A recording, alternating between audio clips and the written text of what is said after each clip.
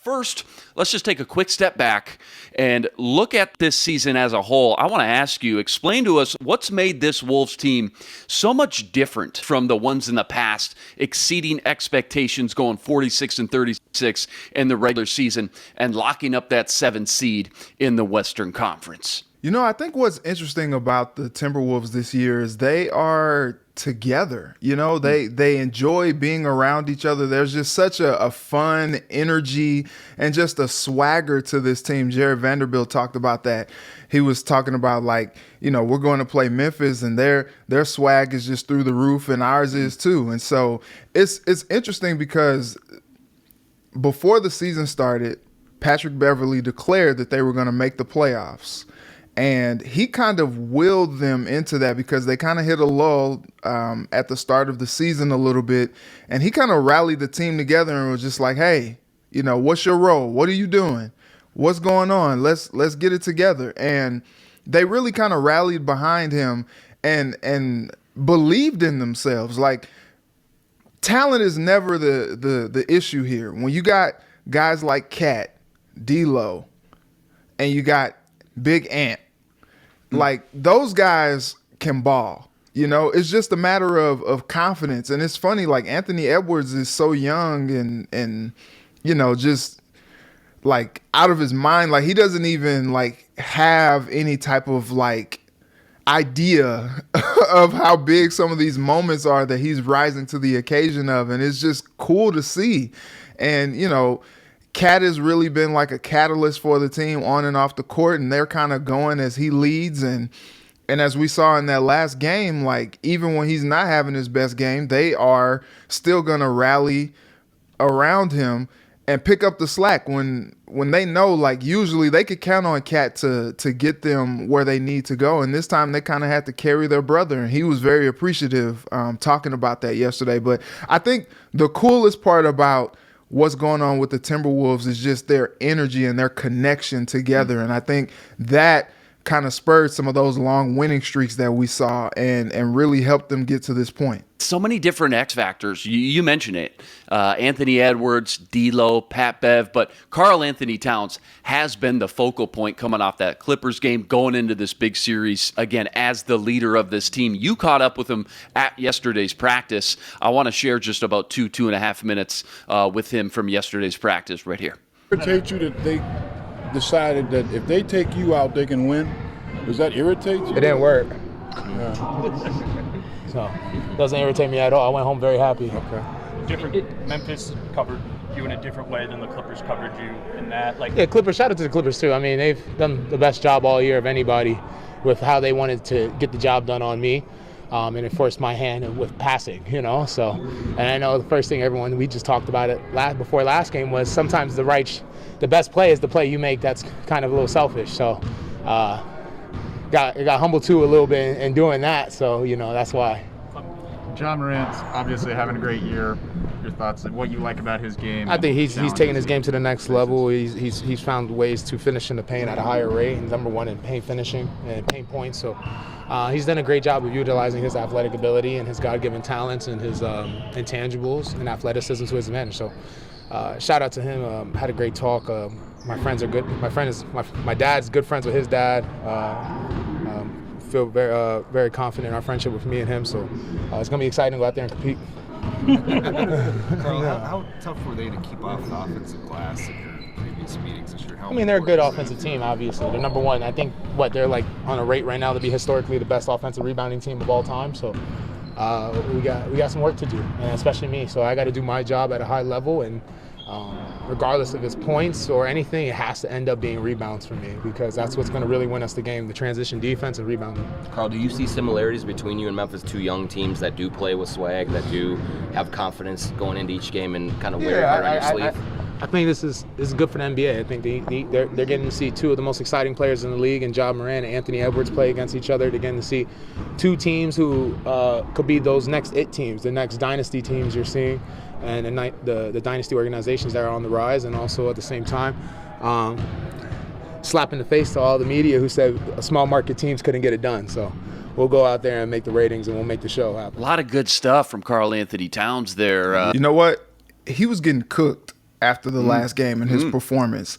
And shout out to him, very, very tough week, remembering his mom this week. My dad's birthday, he passed away when I was 13. His birthday was on Wednesday, would have been 65. He's been gone for, like close to 18 years, which is crazy to think about. Wow. And Reggie, wow. Yeah, and so something like that, with Cat losing his mom, it was a very emotional week for him. And he talked a little bit about how, getting that kind of behind him kind of has him in a better space, and I think, you never want to put that on a person, but I can see how maybe something like that was heavy on him, and he wanted to go out and show out for his mom and, kind of put on a show, and he was pressing a little bit too much. And it's interesting because he was like, look, I'm in a good headspace. I'm glad the team picked me up. I love my teammates. That's what we do as a team. It was all about the win. I'm not upset. I just know I have to be better. And I appreciate that because, it was a lot of criticism that he was taking. And I'm sure he heard some of the noise, but to his credit, he seemed to have blocked out some of that, and he's ready to move forward. Yeah, no doubt. Again, a lot of frustrations came from the way Tyronn Lue laid out that blueprint. What do you expect, just schematically, a little X's and O's here, that the Grizzlies could take away from that Clippers kind of game plan to guard Karl-Anthony Towns from what you've seen so far? The Grizzlies have those big bodies down low. We talked about it yesterday with Jaren Jackson Jr. and Steven Adams. And it's funny because the game plan was to double Cat, come down into the paint, double Cat, and it was crazy. But Cat made the joke yesterday. He was just like, whether it's 2, 3, 4, the coach guarding him, he's got to make better plays when he's out there on the floor, when he sees that the game plan is to swarm him. And he talked about how he made the comment yesterday about his struggles that he's just going to, give it to God, pray about it, and, sprinkle some holy water around. But, in a more practical approach on the court, not saying that God can't intervene in that moment, but in a more practical approach, he talked about just being able to pass a little bit more out of some of those situations to get his teammates a little bit more involved. And if he does that early, that could spell well for the team as well, because they had a really slow start in that play-in game, and they were able to rebound and come back. But maybe this will help them start a little bit better if they figure out that there's an increased focus on Cat, and Cat is finding ways to be a little bit more of a playmaker as opposed to just trying to be bullish and dominate his way into the paint or just jack up shots that maybe aren't very high percentage buckets. Maybe he can get his other teammates involved until some of those things open up for him. When the Grizz do indeed put extra attention on Cat, like you mentioned, is it just as easy and as simple of an answer as, okay, well, D'Lo and Anthony Edwards, they need to step up? Or is there another way that maybe we're not looking at this from maybe a different angle as far as getting other players involved when Cat is taking on that extra attention? Those are the guys. Those are the main guys. I mean, look, Cat, is a very savvy basketball player, year 7.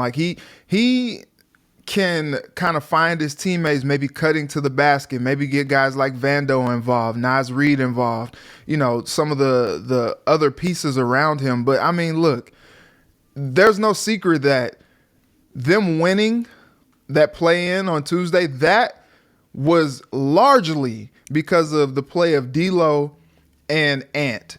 And had they not stepped up and had those big-time performances that they did, they would be playing tonight.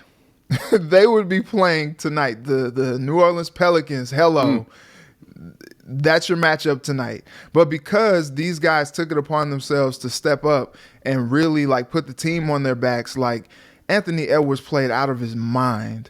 D'Lo, in that fourth quarter, played out of his mind. They needed those performances to win that game. And so if they're going to have a chance to beat the Grizzlies, which I think they have a great chance to do that, these stars have to play like stars. They have a big three, D'Lo, Ant, Cat, they have to play like the big three.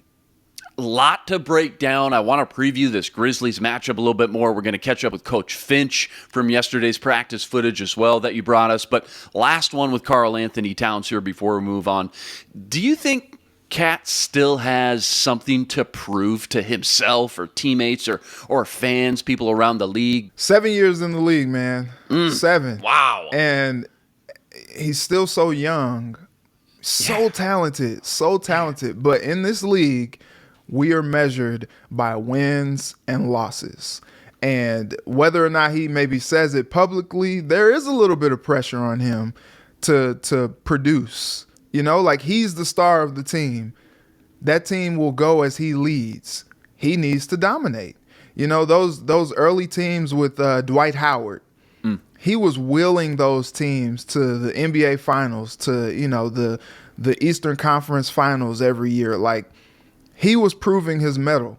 And I think that's what Cat has to do. The tough part is like Cat has never had, you know, with the exception of that team that went to the playoffs in 2018, he hasn't had the type of talent around him to make a run like he's doing this year. And so this is his time to shine. The lights are bright. This is time for him to show what he can do. You know, when he was at Kentucky, the lights were bright every night. Every game was important. And it's been a while since he's been in that type of a situation. Now, I do think that he can rise to the occasion, but there are so many doubts. It's so funny, too, because it was like when he had that bad game, it seems like there were people waiting in the wings to be like, oh, see, I told you so. See, Jimmy Butler was right. You know, all that crap. And I think it's not fair, one, to him, but also he hasn't really been there before, you know? Like, you look at the Suns with Devin Booker, you know, he had never been there before. You know, him and Cat, the biggest games they had played before they got into the league was at Kentucky. You know what I mean? And so I think what the Suns are doing now, they're a finals favorite at this point. And Booker is showing and proving what everybody thought about him the whole time is that he's a superstar. Cat is also a superstar, but he hasn't gotten a chance to play in these type of games. This is his chance to show and prove and show the league, put the league on notice, put everybody on notice that he's here and he's coming.